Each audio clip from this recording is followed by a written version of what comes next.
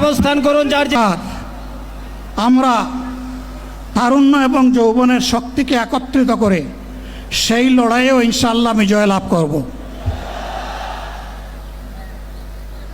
প্রিয় ভাইয়েরা, জামাতে ইসলামী যে দুর্নীতিমুক্ত সমাজ গড়বে তার প্রমাণ কি?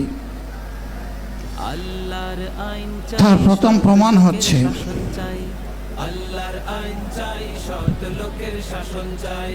আল্লাহর আইন চাই, সৎ লোকের শাসন চাই।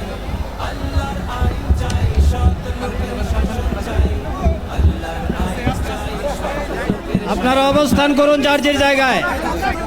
আপনাদের সব কিছু দেখার কেউ জায়গা স্থান পরিবর্তন করবেন না, সবাই